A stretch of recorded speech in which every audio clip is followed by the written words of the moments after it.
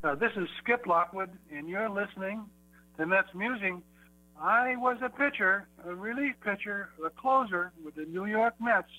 I have a new book out called Inside Pitch, Mets Musing. Thank you very much.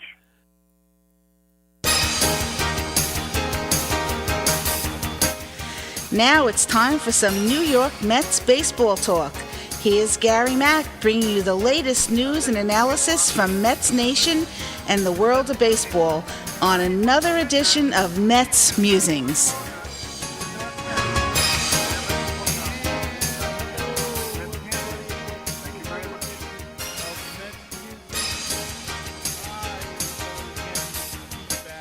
Now it's time for some New York Mets baseball talk. Here's Gary Mack. And hope for the best. All right. I hope you're not still hearing that wherever you may be. But I hope you had a better week also than the New York Mets did. They lost 2 out of 3 in San Diego to end a so-so road trip, 4-5. And as it turns out, that road trip looks pretty good now in hindsight, because they come home and they get swept by the Atlanta Braves. Yes, the Atlanta Braves. The Braves who we thought were going to be awful. I admit it. I thought they were going to be bad. I thought with all the commotion in the offseason, I didn't think that they would recover. And here they fooled us. They fooled everybody and brought up some young talent. And let me tell you, they have some good young talent. And they're going to be a force in this division for the next few years.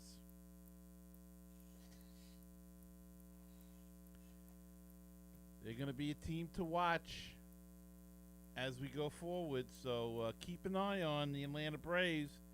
This could be a 3-way race, a 4-way race. Now, if Washington starts getting hot, if the Mets can get themselves together, if the Philadelphia Phillies can keep playing the way they have been playing,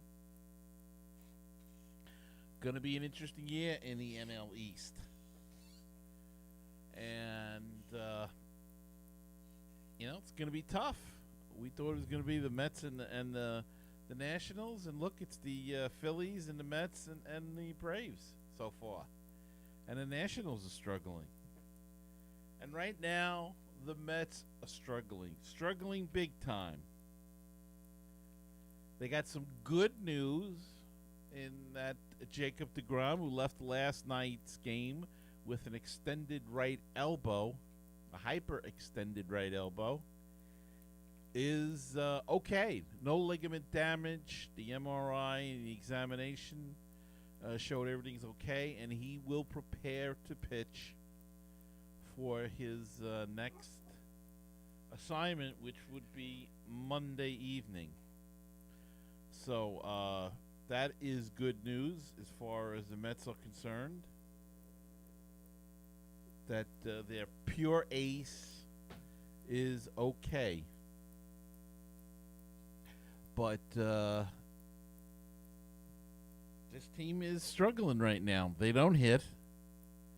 There's literally a black hole at the end of the lineup with the Rosario, the catcher, whoever it may be, and the pitcher hitting. There's nothing coming out of that. That's got to stop. Mickey Callaway, you got to break up that lineup, my friend. You cannot continue to leave those 3 hitting together. Rosario is struggling. Try him at the top of the lineup. Or put him back to 9th. The catching situation is pathetic. And I'll get into that a little bit later. We have a really big show, lots of stuff. So I don't want to take a lot of time, but because there's a couple of voicemails I want to get to, and I think they kind of sum it up, especially the second one. But something's got to be done here. Let's go to the voicemails right away and play that and get that on, and we can answer the questions maybe better from there. The first one is from Jerry in Long Island. Long Island is well represented tonight. 2 voicemails from Long Island. This first one is from Jerry. Hey, Gary, this is Jerry from Long Island. I wanted to know what can Alderson and Callaway do about the current struggles with the team regarding their hitting and their pitching staff. Thank you. And thank you, Jerry, for calling in. As far as what can Callaway do, he can get them prepared. He can make out the lineup and get the guys out there. That's about all he can do at this point. He's got to play with the hand that he's dealt. And Alderson's got to go out and do something. They may want to consider shaking his team up. There's a couple of different things that I think they can do. First, I think the Jose Reyes time here is over. I think Jose Reyes should be released. I know a lot of people, he's very popular and don't like that idea, but let's face it, he's done nothing for this team, and he's becoming a liability both on the field and defensively and offensively is what I meant to say. So I think Jose Reyes has to go, and I think we have to bring up either Cecchini or Evans or somebody to take his spot. That would be one move I would make to start. The Harvey situation. I don't know. I'm at a loss with this guy. He don't seem to get it. He went out partying in L.A. when they were in San Francisco. Went to a restaurant opening. He rejoined the Mets. Didn't pitch great. Gave up a home run and a walk the next day. I don't know. One report was from a source that said he had to sit down at one point. He must have been so desperate to party, he came up from San Diego. He was at the opening stumbling around. Another source said he was sober, so you don't know. He's just a weather vane, if you will, for reporters and things like this. So best to stay away from it, but he likes that kind of limelight. And look, his pitching has been horrible. He gave up 5 runs today. It was like batting practice. I'm not even sure he can pitch on this level anymore. Truly. I don't know whether he would approve going down to AAA. I don't know. I think you've got to hit this guy with an ultimatum. Either he goes to AAA or he's out.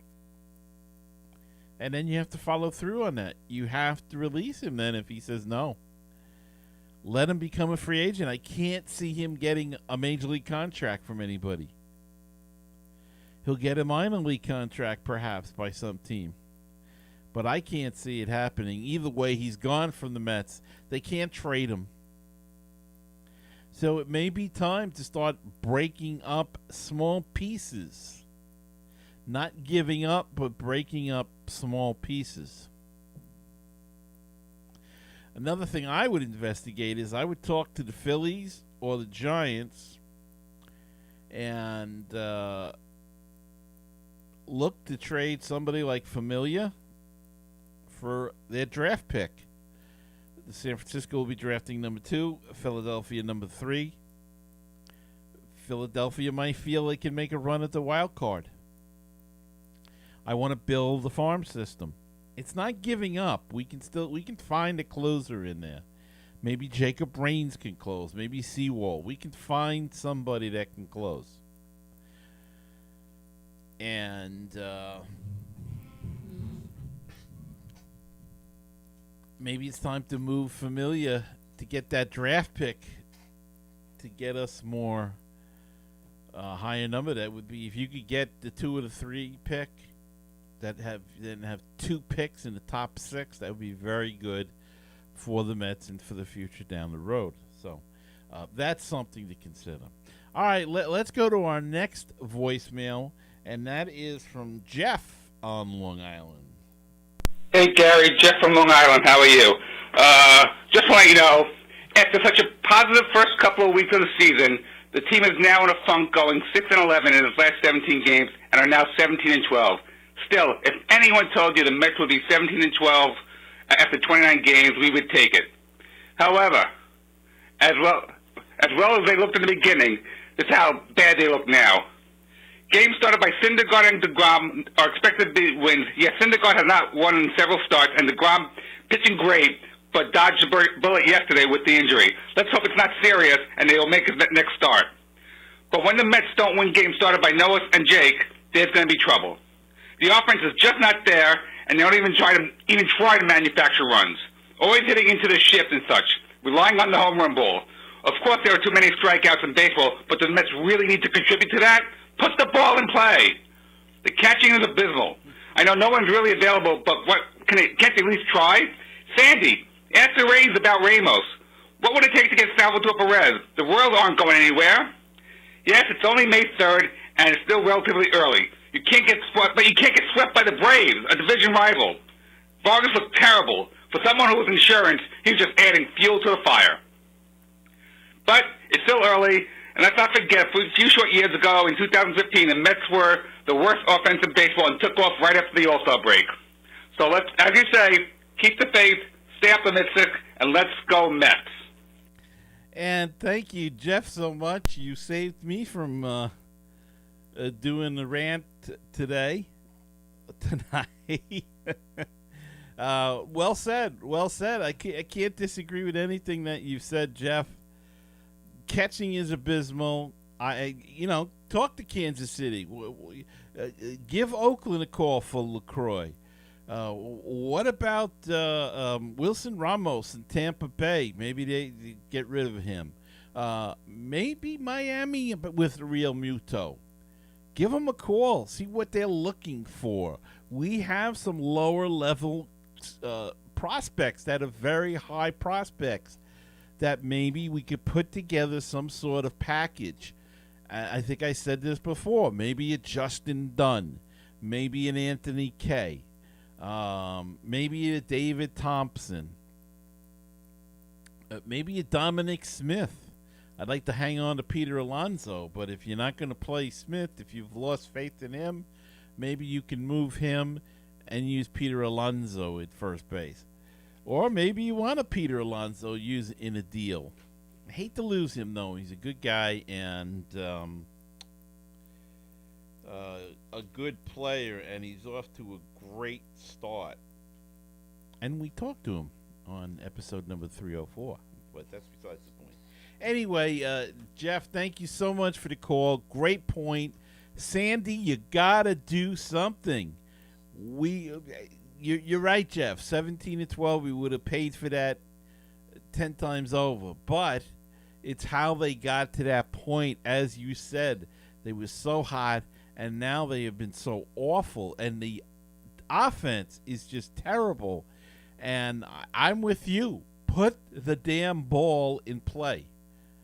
I do not understand this game today that with this stupid launch angle and velocity and hit everything in the air and strikeouts don't count.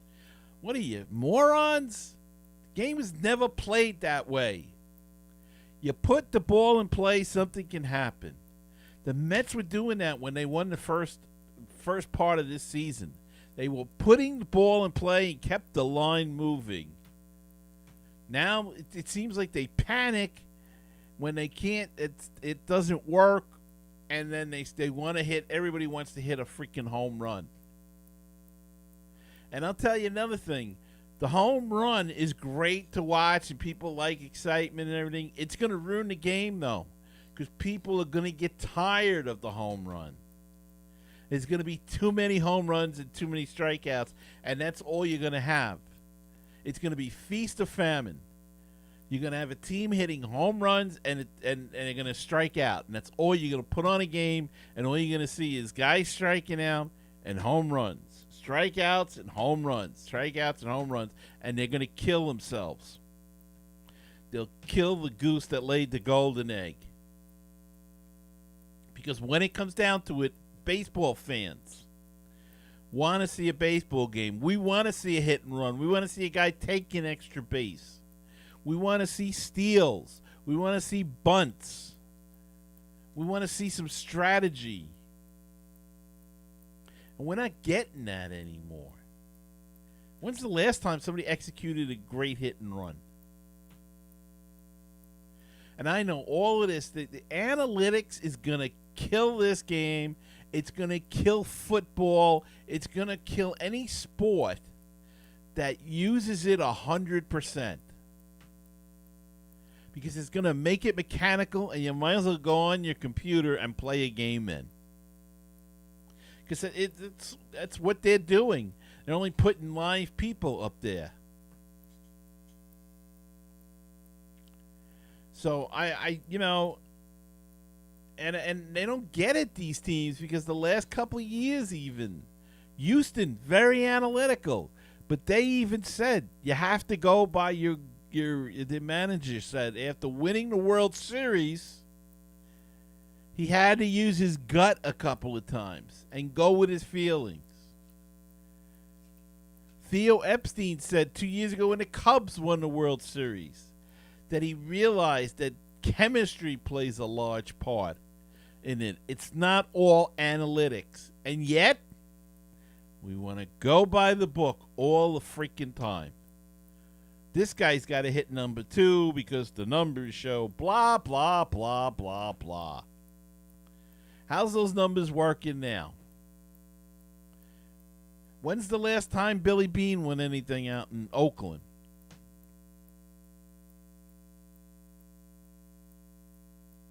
Analytics stink. And you could show me dozens of numbers, and I'll take some manager that goes by feel and by the seat of his pants anytime. Anytime. There's a place for it, but it is not the end-all and be-all. And that's what some of these organizations are doing. And it's a big mistake, I feel. So, I'll get off the soapbox. We'll take a break, and we'll come back with an interview that I pre-recorded last evening with a podcast host from Colorado, and we'll be right back after these messages. Looking for great Cardinals talk? Then check out Conversations with C70. My name's Daniel Shoftaw, and I talk with some of the great bloggers on the internet today about their teams, but it always goes back to the Cardinals. Find the latest episode on my website, www.cardinal70.com, or at baseballpodcast.net. Did you know that Baseball PhD can be heard on baseballtalkradio.com? Our shows rotate with other top baseball podcasts. Now don't forget, that's baseballtalkradio.com. With us, we'll help you get a PhD in life through baseball. With baseballtalkradio.com, you'll hear the rest of the excellent universe of baseball podcasts. 516-619-6341. That is the comment voicemail hotline if you'd like to be a part of the show, and drop us a line, leave us a comment or a voicemail question, anything at all. Call that number 516-619-6341, or go to MetsMusings.com and click on that widget in the middle of the screen, and that's a speak pipe, and you can leave a voicemail right through your computer through your computer's microphone.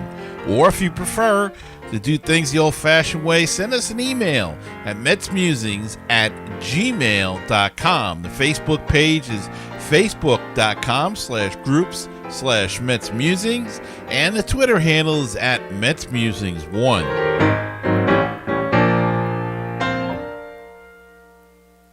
With all the Mets news, it is the news from around the world and around the corner. Here's Gary Mack. I'm joined tonight by Tyler Maun. He is the co-host of, now hang on to your hats for this one, the Purple Dinosaur Podcast. It's a Colorado Rocky podcast, and they're affiliated with Purple Row blog site. So, Tyler, thanks for coming on. Welcome to MetsMusings. Thanks, Gary. Appreciate it. So, Tyler, explain to me before we get started a little bit about the name. Yes. So the Colorado Rockies mascot, Dinger, a giant purple dinosaur, is kind of he's a well-maligned figure in Denver sports. He takes a lot of abuse from, especially, the hot take crowd in the Denver sports radio community is just being a terrible mascot, et cetera, et cetera. So I figured, 5 seasons ago now, when I started up the Purple Dinosaur Podcast, that I would name it something that would infuriate all of the football first people in the Denver area media. And so the Purple Dinosaur Podcast was born from that. So, and the story behind Dinger, the mascot, actually, is when they were building Coors Field, they found a bunch of dinosaur bones on the construction site. So there's a fun fact. If anybody ever asks you about Dinger, now you know. Okay.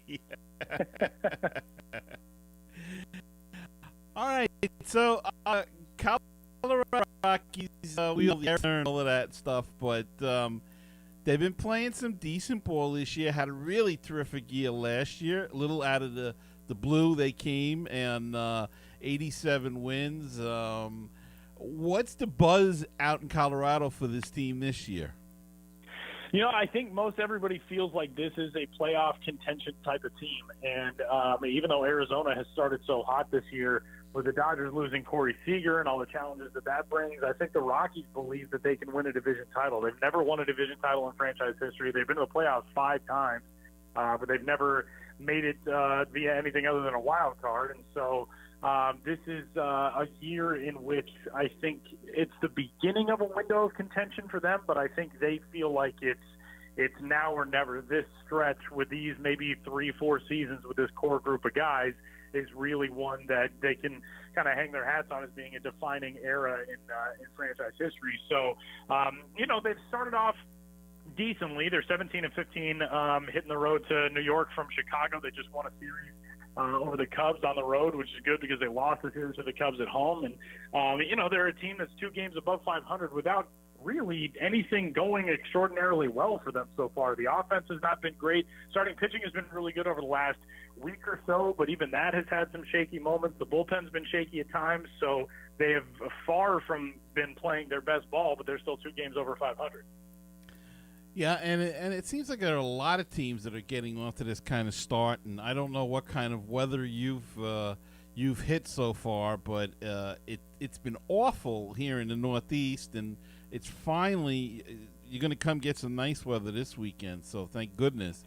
But it's been a very strange year everywhere, it seems like. Yeah, it's just been a terrible, terrible spring, but hopefully that's behind us and we can get on and get an idea about baseball. And, of course, the big thing out in Colorado is the starting pitching. It's a tough place to pitch. I mean, let's be honest. With the thinner air, even though the humidor and all of that stuff with the baseballs, but they seem to be trying to emphasize that and put together a nice little staff. Yeah, and they've really been doing it on the strength of all homegrown guys. I mean, everybody they've gotten in the rotation over the last year and a half or so, it seems like, has been a homegrown product, whether a draft acquisition or somebody who was acquired via trade while they were still coming up in the minor league system, in the case of somebody like German Marquez. And that's kind of the way that this franchise has really decided it needs to build starting pitching, because you're not going to get preeminent free agents to sign in Colorado because of everything that goes along with pitching in a hitter-friendly environment.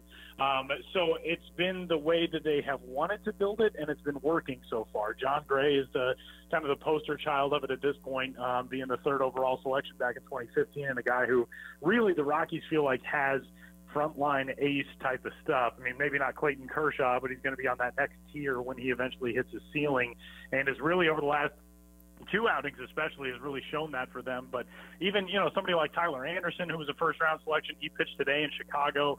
He was a first-round pick. Took a little bit longer to get to the major leagues than somebody like John Gray, but another first-round pick that they cashed in on. Kyle Freeland was a first-round pick. He's a Denver native, and you guys will see him in the Mets series. They've cashed in on him. Chad Bettis was a second-round pick, and is kind of the old guy of the group. I think Chad Bettis is only 29. And then they got German Marquez, who's a prospect who really, when he came over in a trade with Tampa Bay a few years ago, was not that highly regarded and has really, really put himself on the map over the last couple of seasons. So it's all homegrown guys. And basically the thought process has been, if we can teach these guys in the minor leagues that they're going to have to pitch in difficult environments, that'll prepare them well for when they get to the major leagues. The Rockies have, whether it's been intended or not, the Rockies have built a farm system around difficult pitching environments, I should say. Their their rookie ball affiliate in Grand Junction is a hitter's paradise. Their low A affiliate, Nashville, North Carolina, is one of the most offensive-friendly ballparks at that level. Their high A affiliate is in Lancaster, California. That is the most hitter-friendly environment in minor league baseball. And their Triple A affiliate is in Albuquerque, which is really similar to Denver in terms of elevation and the air and all that type of stuff. So it's been kind of an organization-wide approach to building this pitching staff rather than just, let's get the best guys in the draft that we can and see how fast we can get them in the major league. And how does that make the evaluation of how these pitchers are progressing? It's got to make it a little tougher, being that they are pitching in these hitter-friendly atmospheres. Yeah, I think so, and I think the Rockies are always very heavy in leaning on the fact that stats in the minor leagues do not matter. They evaluate players based on set player developmental protocol, whether it's developing a certain pitch, the type of stuff they want to see on a radar gun, all that thing, rather than you went out and you threw 6 innings and you gave up 7 runs. It's been a lot more of an emphasis on actually just developing yourself in terms of what is going to be successful at the major league level. I think it is difficult to evaluate guys when they are constantly pitching in hitter-friendly environments, but the more you do it, I think you get to recognize a little bit more about how to evaluate those guys. So the Rockies somewhat have an asset in that they're doing that at so many different stops in the system. But I do think ultimately it's been beneficial because whereas even 5, but especially 10, 15 years ago, people in the Rockies organization use the altitude, the elevation, the thin air, all that stuff as an excuse. I think now they've started looking at it as an asset, as something that if these guys can learn at the low levels of the minor leagues that these are the types of things that they have to conquer, that attitude, that confidence of being able to pitch in those environments is going to be really beneficial when they make it to Coors Field. And it seems like something that's borne out some pretty good results so far. And, in a certain way, that the whole talk about that atmosphere can really get into the other team's head as well. Pitcher could be standing out there and figure, this is going to be a tough game. I'm out here. I got to, so it could work both ways. Yeah, I think that's absolutely true. And I think it's something that the Rockies recognized when they were using it as a crutch to blame things on.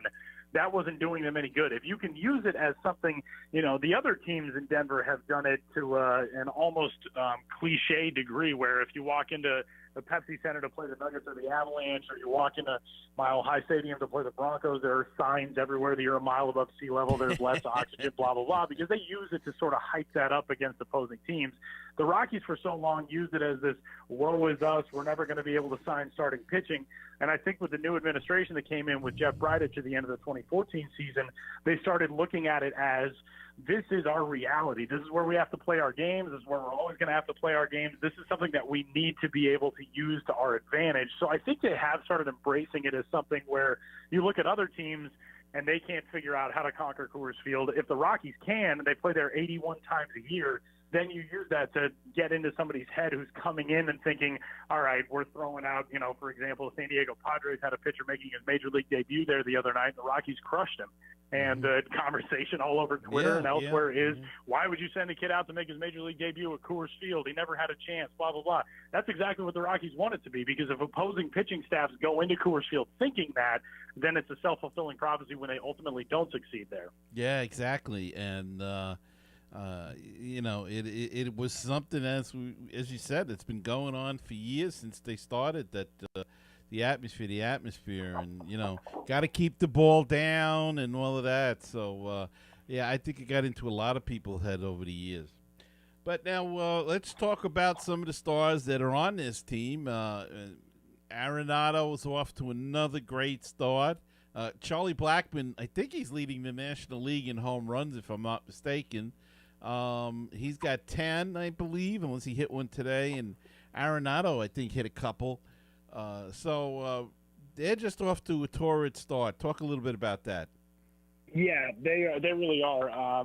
Nolan had 2 today. Charlie Blackmon had 1 yesterday leading off against the Cubs in the first inning. And, what's really interesting about it is those guys have, right now, markedly better numbers on the road than they do at home. Charlie Blackmon has 9 of his 10 home runs away from Coors Field. His OPS is something like 400 points higher on the road than it is at Coors Field this year. It was kind of a strange statistical anomaly, and I'm sure that's going to even itself out before the end of the year. But those guys get knocked so often they play at Coors Field, so the numbers are inflated. But when you really look at the numbers, Nolan Arenado, over the course of his career, the majority of his power numbers are very evenly split between Coors Field and road games. Charlie Blackmon has been kind of streaky in that regard. He's had certain seasons where he has very much benefited from Coors Field, and he's had other seasons where he's been a better player on the road than he's been at Coors Field. But they're getting contributions now from guys like Trevor Story, their shortstop, who started off so hot a couple of years ago and now has kind of started to figure out how to level himself off. I think he was so streaky for his first 2 years, but it seems like this season he's been a bit more consistent. They also got a player back at the major league level in David Dahl, who 2 years ago had an amazing debut, played about 60 games in the major leagues, and then last year was injured off and on all season and never really got a chance to make much of an impact. But he's back and healthy and looks good so far. But really it all centers around Nolan Arenado and Charlie Blackmon. And when those two have it going, they are, as good as any combination of hitters in the major leagues. The frustrating part for Rockies fans is right now there hasn't been a whole lot outside of those two guys, and you were kind of relying on Ian Desmond to provide something. He had such a problematic 2017. You hoped he would bounce back to form in 2018, and that has not been the case. He's been really struggling this year. Carlos Gonzalez, who they brought back on a 1-year contract, hasn't really been great so far this season. Gerardo Parra got things going a little bit today, but he hasn't been great. So they're looking for somebody to sort of step up and fill an additional role behind Blackmon and Arenado, and somebody eventually is going to have to do that. And last year, DJ LeMahieu, he had a terrific year for himself, and but we won't see him in this series, understand, because he's on the disabled list. Correct. Yeah, he tweaked his hamstring in Miami in the series opener over the weekend, and so he's out. And LeMahieu's an interesting character too, because this year he's got really good offensive numbers, and virtually all of his offensive production has come on the road too. But the thing with LeMahieu, he's a really good table setter. He's the type of guy who just gets on base. He kind of lashes singles the other way, and he's a pest. He's one of those guys you like at the top of the order because he's not an easy out at all.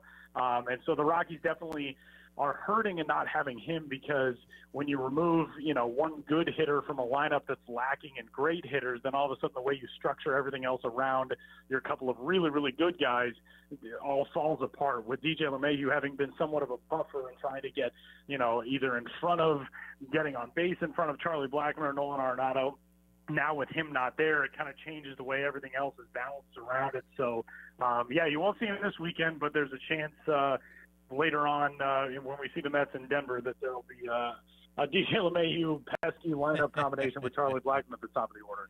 Well, speaking of pesky, one pesky guy, to the Mets at least, is Gerardo Parra. He always seems to kill the Mets, and what kind of start is he off to this season? Parra was slow until today. He had 3 hits today in Chicago. He doubled a couple of times, and he's somebody who they really would be very beneficial in getting some help from. He's in the 3rd year of his contract, is the final year of his contract. And just a guy who, he plays very good defense. He was a Gold Glove finalist last year at his position. But when he is successful offensively, it seems like it feeds a lot in the rest of the lineup, because he's a versatile type of guy. If they need him to hit in the upper parts of the order, he can. But he's also a good guy with a little bit of pop to bat 6th, 7th, 8th, somewhere around those spots in the order. So he is a dynamic piece when it's going well. Unfortunately for the Rockies, it just hasn't been going well so far this year. He's struck out 14 times against 7 walks at the start of the season, which actually is a little bit better than what his numbers were earlier in the season. But his ability to get on base has not been great over his time in Colorado so far. If he continues what he did today in Chicago, that's huge, and they can really use that. But we just haven't seen one of those bursts of a good streak from him yet. And the matchups, subject to change, of course, is Marquez versus Zach Wheeler, Bettis versus Mats, and Freeland versus Syndergaard. Can you tell us a little bit about Freeland? Yeah, Kyle Freeland's an interesting guy. He is a Denver native. He went to high school in Denver and then went to college at Evansville University in Indiana. And there were a lot of concerns from other major league organizations as to his health and whether or not he was going to be able to hold up over the course of a full professional season when he came out into the draft. And the Rockies were not swayed by that. They took him, I think, with a 6th overall pick in the first round when he came out in 2015, I believe, for Kyle Freeland. And is just a guy who he's a left-handed pitcher who can throw mid to upper 90s. He's got really, really good stuff. The thing that's been interesting with Freeland is seeing the way he pitches at Coors Field, being somebody who grew up in Denver, having to learn how to be successful as a pitcher for his entire life, getting to the point where he's going to go off and play college ball. He has been really interesting to watch tackle the Coors Field challenge at the major league level, because it seems like he's just got that little bit extra in his brain of what he needs to do to tweak himself to be successful at Coors Field. Drawing Noah Syndergaard as your opponent on any given night obviously is a brutal thing to ask, but it'll be interesting because it's kind of a contrast in styles, being a right-hander and a left-hander, and the fact that Freeland is a little bit more of a guy who needs to rely on spots rather than pure stuff. But he's fun to watch. He's really, when he gets in good roles, he's as good as anybody on that staff. He almost had a no-hitter last year against the White Sox. He had a game last week at home against the Padres in which he was magnificent over 7 innings. So he's been on a good roll over the last couple of times out too. And but behind the plate, who's doing the majority of the catching these days? And do you have an extra catcher you could loan us? You know, at this stage, no. There is one in AAA that I think a lot of us are hoping we'll see sooner rather than later, and his name is Tom Murphy, but we haven't seen him yet this season. There's a combination right now between Chris Iannetta and Tony Wolters. And Iannetta is the guy who's been getting the lion's share of the time. He's played in 27 games so far. Wolters only played in 15. But, Chris Iannetta, you kind of know what you're getting from him. He was originally drafted and brought to the major leagues by the Rockies and spent, I think, 6 seasons in Colorado. And then he was off in Anaheim, and he was in Seattle, and he was in Arizona last year and came back as a free agent this season. He's been fine. He started off pretty well at the plate.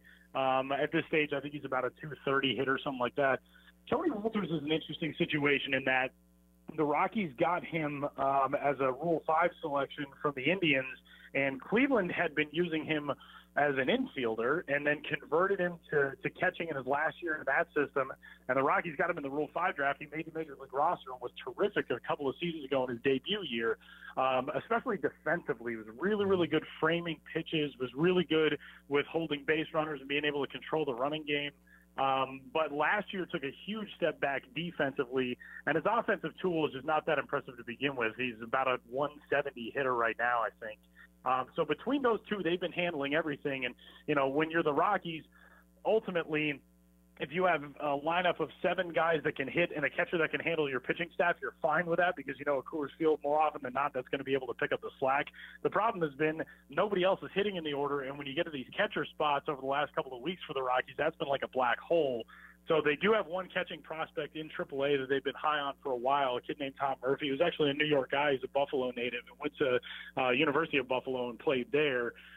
He's started off scorching hot at AAA, so I would imagine at some point relatively soon we'll get to see him again. But as of right now, those are the two, Iannetta and Wolters. How did we miss this guy? We have the same situation. We've got our well, of course, Travis d'Arnaud has a Tommy John surgery, so he's out. And Kevin Plawecki the next day got hit in the hand and broke a bone in his hand, so he's out. And we're using a Double-A catcher and Jose Lobaton that was in Triple-A that we brought up. But it's the same situation. It's a black hole once you get to that part of the lineup. Yeah. And conventional wisdom is always you can never have too much pitching, but lately it seems like you can never have too much catching, which is strange. Yeah, it's a very strange situation. And Bud Black has gone out there now, and he's really changed the whole dynamic of that team and everything, the whole atmosphere. Talk about a little bit about the job that Bud Black's done with this team. Yeah, Bud Black has been fantastic. I think he was really the addition that the Rockies needed as somebody who knew what it took to be successful as a major league pitcher, but really also somebody who knew how to manage the mindset of major league pitchers. That's not anything the Rockies have really had before in terms of a manager who could do that. They've had position coaches, they've had pitching coaches in the past that are somewhat successful in that regard, being able to, kind of keep guys' heads in the game. But where a manager makes things different is in the ability to really handle a bullpen. And that's one thing that Bud Black has brought that's been sorely needed for the Rockies over the last several years, especially in franchise history. They just have not really had a good tactician, and I think Walt Weiss was probably the one who struggled most with that. And of course, had never been a major league manager before the Rockies hired him. But even Clint Hurdle, back before Clint Hurdle went to the Pirates when he was the Rockies manager, really was not a tactical genius of any kind. Bud Black has been able to come in and I think really figure out a way to best utilize the guys that they have on the pitching staff, which is a huge thing for the Rockies because you're so often going to burn out pitchers, starters, relievers more quickly than you will anywhere else. But in addition to that, he's also been pretty receptive to the way he constructs his lineup. The Rockies yesterday had Ian Desmond leading off in Chicago, which is something that, I think this time, even a couple of years ago, Bud Black probably would not have done. But looking at the numbers with how successful Ian Desmond had been against left-handed pitching, he decided to go that route. And I think it's a good thing because when you have somebody who is receptive to updating his style and staying with, whether it's learning some sabermetric stuff or at least being able to lean on the success of a certain player in given situations by his stats, that's a good thing, and the Rockies haven't really had that before. And Bud Black's also just a very positive, very calm, very reassuring kind of guy. I've met him a couple of times, and he's just somebody who, when you're in his presence, you feel like he's in control of the situation, and that certainly was not the case with the previous staff in Denver. So that's been a really good change for the Rockies, too. And what's happened to Carlos Gonzalez? I mean, a couple of years ago, this guy was like all-star. Everybody wanted him. And now he seemed to have really slipped. Yeah, and it's been very strange to watch over the last couple of years because Cargo was last year for the first 4 months of the season was terrible. And then through the latter part of July and into August and into September, he was just Carlos Gonzalez. He was as good as you'd ever seen. And it kind of was strange because it was initially pinned on a mechanical switch in which he had said through the first few months of the season that he had been holding the bat in a way that previously in his career he had also done, and it just didn't really click in his head that it was something that he needed to change. And so when he did that, then everything took off again, and that's all well and good, but at the same time it's kind of frustrating in that was all it took, and then all of a sudden he's back to being that guy after struggling for so much of the year. But I'm not sure really what the situation is with him this season. It's been strange watching him go up and struggle at the plate because the way that it's looked is so similar to last year, but it doesn't seem like it's the same adjustment that needs to be made like the one that he made last year. So I don't know if it's just a case of, Cargo's 31 years old. I think he turned 32 this year. And, he's a guy who's played a lot of innings over the course of his major league career and has had a good amount of injuries as well. I don't know if it's just something where he's really, I don't want to say breaking down, but maybe wearing down throughout his career. Right. Or if it's, something that could be just mechanical at this stage. But it's been tough to watch because he really was a franchise luminary for so long. And over the last 2 years, just has been anything but that. Yeah, it really is a shame. Like you said, he was the guy. He was the man out there. And all of a sudden now you don't hear anything. But, let's hope he can straighten it out after he leaves New York, because we don't want him to do too good this weekend. So, this has been great, Tyler. I want to thank you for coming on. Tell the people where they can find the podcast. Yes, absolutely. We're on kind of everywhere you can find your podcast, Apple and Google Play and the Stitcher app and all that type of stuff. And we're also on Twitter, and we probably tweet way too much, and we're at Purple Dino Cast on there. And but yeah, we have some fun. We're very good at being nihilistic as Rockies fans. So if you like dark gallows humor about how everything is terrible, we're your guys. That's great, and good luck to the Rockies starting Monday. Absolutely. Same to you guys. Same to the Mets. Okay. And thanks again for coming on, and let's talk again. Absolutely. That sounds great, Gary. Thank you. Okay. I'll be back right after this.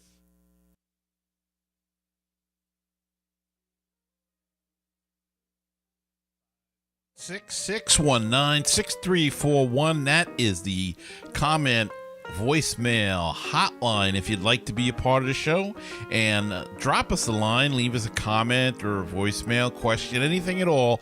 Call that number 516-619-6341, or go to MetsMusings.com and click on that widget in the middle of the screen, and that's a speak pipe, and you can leave a voicemail right through your computer through your computer's microphone. Or if you prefer to do things the old-fashioned way, send us an email at metsmusings@gmail.com. The Facebook page is facebook.com/groups/MetsMusings, and the Twitter handle is at MetsMusings1. And if you'd like to help out the show, check out our Patreon page. Check out the campaign at patreon.com/MetsMusings.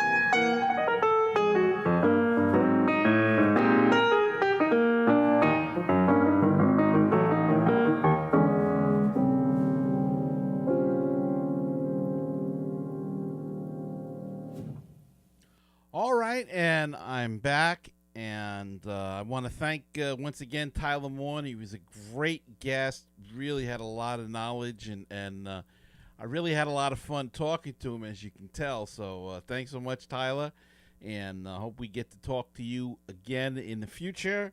And now it's time to go down on the farm. All right, last night, Las Vegas beat Sacramento 6-5.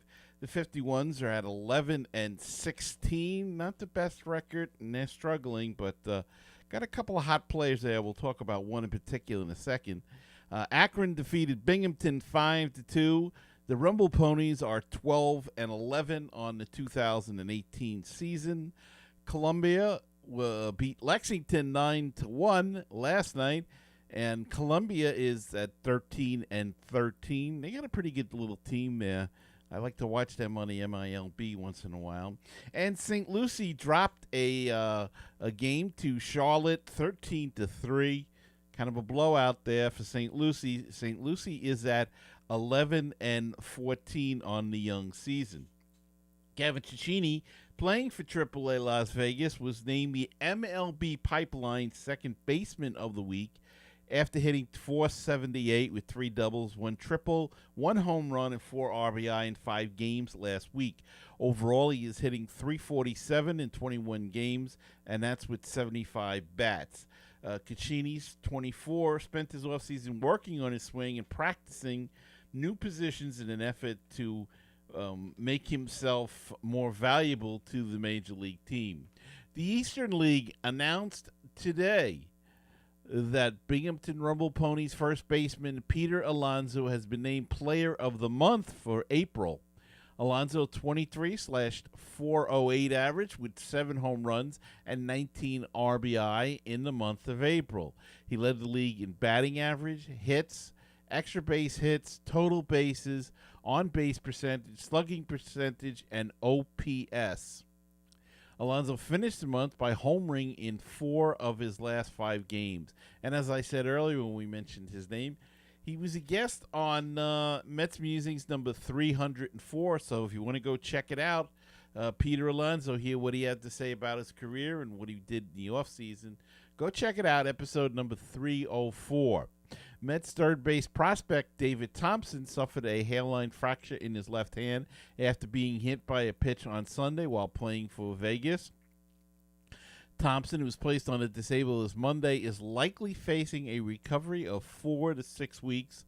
Las Vegas manager Tony DeFrancesco said the 24-year-old Thompson is hitting .258 with 1 home run and 5 doubles in 22 games this season for Las Vegas.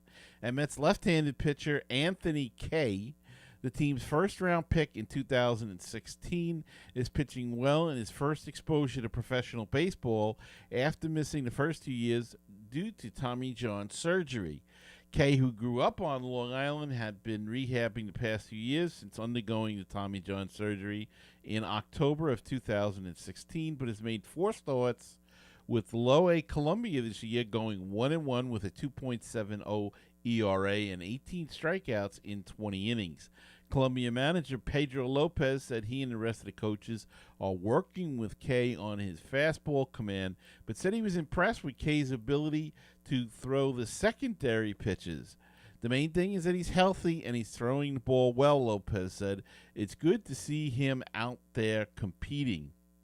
And finally, Columbia Fireflies first baseman Jeremy Vasquez, after slugging .360 with 5 extra base hits, 3 doubles, a triple, and a home run, 4 RBI, 5 runs scored, and 2 walks in 7 games for the week of April 23rd to the 29th. The South Atlantic League named Vasquez its Player of the Week, the SAL announced. In addition, Vasquez, the New York Mets' 28th round pick of the 2017 MLB first-year player draft, has reached base in all 23 starts this season, which is a Fireflies record. So congratulations to all of those minor leaguers that are off to great start. Cicchini, Alonso, Vasquez, and Anthony Kay. And David Thompson, get well soon. Get that hand healed up. Another hand thing similar to Kevin Plawecki. So get that healed up, and we'll see you soon. And hopefully we may even see you in September with the big club. 3 with Colorado. Good team. They're playing a lot better. Got to watch them. They can hit, baby. And then the Mets go on the road to Cincinnati and Philadelphia. 3 in Cincinnati, and we'll be back next week to talk about the Philadelphia series. Hopefully I can get my friend Rich Baxter on here to tell us a little bit about the Phillies. Even though we've seen them already, it's good to get some in-depth info on the team. All right, that's going to wrap it up for this week. So, you know, what can I say? They're struggling, but we got to keep the faith, stay optimistic, and as always, let's go.